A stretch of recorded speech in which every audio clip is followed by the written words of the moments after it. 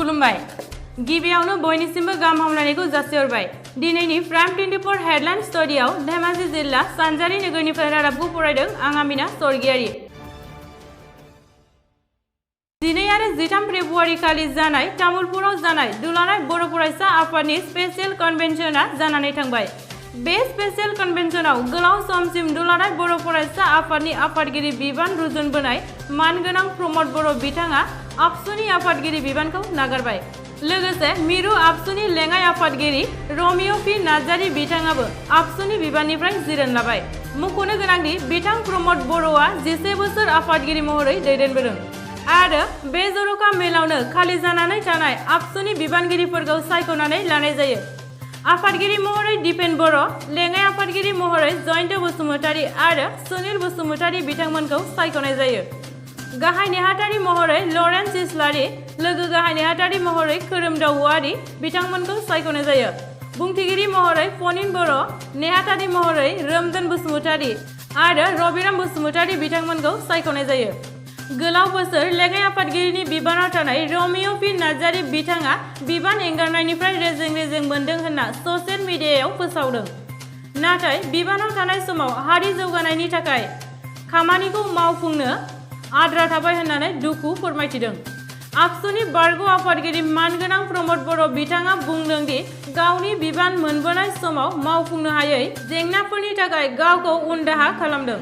सासे बर' फिसा हिसाबै बर' हारिनि खामानि मावनो मोननाया आंनि थाखाय खाफालनि बाथ्रा होननानै बिथाङा फिरफिला बिरहोनायनि समाव गावनि बिबुंथियाव फोरमायथिदों दानिया मानगोनां प्रमद बर'नि बिबुंथिखौ खोनासंदिनि दुलाराय बर' फरायसा आफादनि साफ्रोमबो सोद्रोमा आङो दुलाराय बर' फरायसा आफादनि जि जोंनि न'खर दङ बिनि सासे सोद्रोमामोन हिसाबै आं गिबियावनो दुलाराय बर' फरायसा आफादनि बा आंनि न'खरनि सोद्रोमाफोरनिसिम आङो रोजा रोजा साबायखर बावो थांनाय गोलाव सम आंनि सायाव फोथायनाय लाखिनानै आंखौ आफादगिरिनि बिबान होनानै खामानि मावनो खाबु होनायनि थाखाय दिनै दुलाराय बर' फरायसा आफादा आंनि थाखाय गासैबो दुलाराय बर' फरायसा आफादनि थाखायनो आं दिनै प्रमद बर' जानो हादों दा बेनि थाखायनो दुलाराय बर' फरायसा आफादनि सायाव आंहा सुख'हायै दाहार थागोन अराय समावबो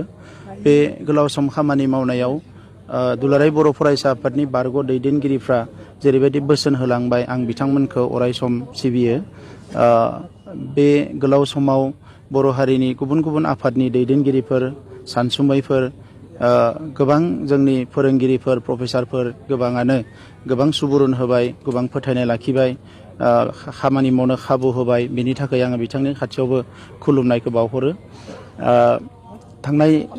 नैबे थामथि जि सोमावसारनाय बेवहाय एनडिपि प्रग्रेसिभनि आफादगिरि जाबाय आगोलाव नेहाथारिमोन गबिन्द बसुमतारी बिथांजों लोगोसे बिथांनि गासैबो दैदेनगिरिफोर एनडिपिनि बिथांमोनाबो जों ज' ज'यै सोमावसारनायाव फोथायनाय लाखिदों जयेन्ट एक्सन कमिटिनि दैदेनगिरि राकेश बर'जों लोगोसे बिथांनि दैदेनगिरिफोरनिसिमबो आङो बे समाव साबायखरखौ बावहरो बर'नि माहारि आफाद बर' थुनलाइ आफादनि माखासे दैदेनगिरिफ्रा गोजौजों हायाब्लाबो सिंजों माखासे बोसोन होनानै खामानि मावनायाव आंखौ मदद होबोबाय थादोंमोन आं बिथांमोननिसिम खुलुमनाय बावहरो आरो बे समाव बड'फा उपेन्द्रनाथ ब्रह्म मुंख्लंफोरनिसिमबो आं खुलुमनाय बावहरो आरो जों बर' हारिजों लोगोसे गुबुन गुबुन हारिनि माखासे दैदेनगिरिफ्रा खौरांगिरिफ्रा सानसुमैफ्रा आफादफ्रा आरो राजखान्थि आफादनि दैदेनगिरिफ्राबो खामानि मावनायाव जथेस्थ' हेल्प होबोदों बिथांमोननिसिम आङो साबायखर बावो बड'लेण्ड सोमावसारनायाव नांब्रबगौ जानाय रां रुफानि समाव गोबां बर' लाइमोनफ्रा जायफ्रा एफा एनै बेफार फालांगि खालामबाय बायदिसिना खामानि मावबाय बिसोरो नांब्रबगौ जायोबानो राङारि मदद होदों जेरै हायो एरै मदद होदों बै फंबायमोननिसिम बिदाफोरनिसिमबो आङो बे समाव रोजा रोजा साबायखर बावबाय आरो हारियाव बेफोरबायदि हारि अनग्रा सुबुं थानायखायनो दिनै बर' हारिया लासै लासैनोब्लाबो जौगानो हादों बर' हारिया गोबां खामानि मावनो हादों दा बिनि थाखायनो आङो बै साफा साफा सुबुं जायफोरनिखि एबसुखौ अराय सम हेल्प खालामनो थाखाय रेडि जानानै थायो बिथांमोननिसिम आङो बे समाव गोसो गोरबोनिफ्राय साबायखर बावहरबाय आंनि न'खरनि सोद्रोमाफोर आंनि गामिनि सुबुंफोर जायफ्रानोखि बे 30 बोसोर आंखौ माने खुनु मोनसे सानालासिनो खामानि मावनो हगारबाय बिसोरनि थाखायबो आङो बे समाव साबायखर बावहरो दा खोथाया जाहैबाय जे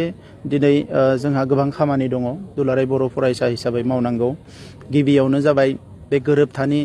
मोनफ्रोमबो जि क्ल'ज बियो इमप्लिमेन्ट जानांगोन। दा बिनि थाखाय जों गोख्रों नोजोर होनांगोन। स्टेट गभर्नमेन्ट सेन्ट्रेल गभर्नमेन्टजों जोङो अराय सम खामानि मावनांगोन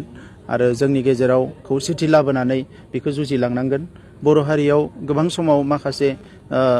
अलखद फैयो, बै अलखदाव गोसो हमथानानै जों बयबो खामानि मावनांगोन। आंनि जि दरखं, आंनि न'नि दरखंआ अराय सम दुलाराय बर' फरायसा आफादनि थाखाय गेंनानै थागोन। जेब्लायसिम आङो थांनानै थागोन बै समसिम दुलाराय आफाद, बर' फरायसा आफाद, बर' हारिनि थाखाय आंनि दरखंआ गेंनानै थागोन आरो आं अराय सम बेखौनो हास्थायगोन जे आङो हारिनि सुबुंफोरजों थानानै खामानि मावनो खाबु मोनो। बे समाव जोंनि गामि ओनसोलाव गोबां गाज्रि थासारि दङ। जोंनि लाइमोनफ्रा न' गारनानै गुजरात हारियानायाव लोब लोब खारबाय। गावनि बिमाजों, गावनि बोराय बिफाजों थाफानो जोंहा गथ'फोर गैला बायदि जाफैबाय। रांखान्थिनि थासारिया जोबोद गाज्रि। सोलोंथाइनि थासारिखौबो नारा नाथा नाजादोंब्लाबो दाबो मोजाङै जोङो साबस्राखांहोनो हायाखै। जोंहा बाय हाजार जेंना दङ। दा बै जेंनाफोरखौ लानानै जों खामानि मावनांगोन आरो एबसुनिफ्राय बारग'दोंब्लाबो आङो गामियावनो थानानै बे खामानिफोरखौ मावनो लुबैयो आरो आंनि जोनोम जायगा सौरागुरि गामियावनो थानानै आङो बेफोर खामानिखौ मावनो लुबैयो। दा बे हिसाबै आङो फिन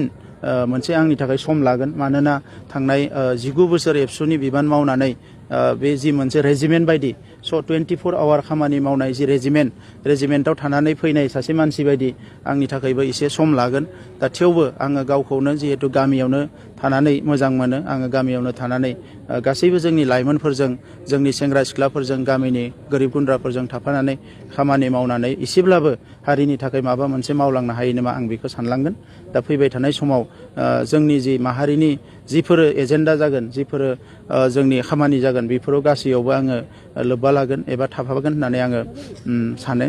फैबाय थानाय समाव जिखिनि थासारियानो हारिया फैया मानो बेवहाय अरायथम आङो हारसिंब्लाबो नांगौ समाव आंनि केपासिटिनिफ्राय हानायमानि आं गसंगोन। आं बेखौ अराय सम मिजिंथियो आरो जेरावनो थां बर' हारिनि रैखाथि, बर' हारिनि जौगानाय बे खोथाखौनो लानानै आङो जेरावनो थां आङो बे मेसेजखौ होनो नाजागोन। आरो बर' हारिया जे थगायजानाय, सोबख'जानायनिफ्राय बे मोजां थासारियाव फैनो हाबाय, दिनै जि जोङो गावस्रानायनि गेजेरावबो खौसे जानानै गोरोबथा खालामनानै गोजोन लाबोनो हाबाय, जोङो बेफोरबायदि मोजां मोजां पजिटिभ मेसेजफोरखौ मुलुगाव होनो हायोब्ला मुलुगनि मानसिफ्राबो मेगन गेवगोन। जोंनि हारिल' नङा, मुलुगाव गोबां हारि दङ, बयबो सातजालायाव गोग्लैना दङ, दुखुआव गोग्लैना दङ, बेसेबांबा खस्थ'आव गोग्लैनानै दङ। बे हारि मानसिफोरखौबो जोङो एफा एफा जोंनिफ्राय सापर्ट होनांगोन, जोंबो सापर्ट लानांगोन। दा बे नैबे जेंनायाव जोंनि जि गोरोबथा जाबाय बेवहाय जोंहा गामि सोसननांगौ दङ, गामि दाननांगौ दङ, जोंनि सुबुं अनजिमाखौ बांहोनांगौ दङ। बर' कसारि काउन्सिल जाबाय, बिथांमोनजोंबो दिनै गोख्रोङै बयबो मदद होनांगोन जाहाथे बियो मोजाङै दाफुंजायो। कार्बि आंलंनि बर'फोरनि जेंनाखौ थाबैनो सुस्रांनांगोन। स्कुल, कलेज, इउनिभारसिटि जिखिनि बिना लाबोनो हाबाय थाबैनो गायसननानै हारि जौगानायनि हाबाफारिफोरखौ मावनांगोन। दा बेफोरबो गासैबो बिथिङाव दुलाराय बर' फरायसा आफाद आरो हारिनि एजेन्डायाव आं अराय सम थानानै खामानि मावगोन। आं बेखौनो दिनैनि समाव आंनि फिलिंसखौ आं नोंथांमोनजों शेयार खालामो। दुलाराय बर' फरायसा आफादा टायारलेस खामानि मावनांगोन, मेंनाय गैयाजासे खामानि मावनांगोन। गोबां सिटुवेसन, गोबां थासारिफोर फैयो, गोबां जेंनाफोर फैयो जायखौनोखि गोबां मानसिफ्रा हमदांनो हाया, नाथाय दुलाराय बर' फरायसा आफादा बेखौ हमदांनो हायो। दा बेबायदि फिसा फिसा खामानिफोरखौबो एबसुआ मावनायनि थाखायनो दिनै बर' हारिया सिकिउर जानो हादों। जोंहा आसामनि ट्राइबेलफोरजों गोख्रों सोमोन्दोआ अराय सम थानांगोन आरो बे सोमोन्दोखौ जोङो गेजेर ससेयाव एसे डेमेज जादोंमोनब्लाबो जों बेखौ रिकभार खालामफिननो हाबाय। दा आसामनि जायफोर ट्राइबेलफोर बेजों गोख्रों सोमोन्दो थानांगोन, इन्डियानि ट्राइबेलफोरजों गोख्रों सोमोन्दो थानांगोन, जोंनि गुबुन आफादफोरजों, बे आफादफोर जोंनि जायफोर सोमावसारग्रा आफाद, गुबुन गुबुन आफाद, बिसोरजों गोख्रों सोमोन्दो थानांगोन। दा बेखौ लानानैनो दुलाराय बर' फरायसा आफादा गावनि हाबा मावनायाव जोङो खोब स्ट्रंलि जोङो आवगायलांनो हागोन, आं बेखौ मिजिंथियो। आरो बर' लाइमोनफोरखौ आङो जिहेतु गोसो गोरबोजों साफ्रोमखौबो अनो, आं बेखौनो बुंनो सानो जे जौ जुवा, फेग्रा मुवा, गाज्रि जिनिसनिफ्राय गोजानाव फैनांगौ। जों साफ्रोमबो हार्ड वार्किं जानांगो, जोंनि आखल आखुआ मोजां जानांगो, जोङो समखौ आद्रि खालामनाङा, 1 मिनिट सेकेन्डबो जों आद्रि खालामनाङा। सोरबा लेखा फरायनायाव दङ बेयो मोजां फरायनांगो, हायार इडुकेसन लानांगो, टेक्निकेल इडुकेसन लानांगो। जायफोर लेखा फरायनो गारबाय 1 सेकेन्डबो आद्रि खालामालासिनो गावनि जिउनि राहा लामा नागिरनानै लानांगो, माबा नङा माबा खामानि मावनानै जानांगो। आं लाइमोनफोरखौ बेखौनो खावलायो आरो बे बिथिङाव माबाफोर मदद नांगौब्ला, माबाफोर सुबुरुन नांगौब्ला, माबाफोर हानायमानि हेल्पखौ आं होनो नाजागोन। आरो बिनि थाखायनो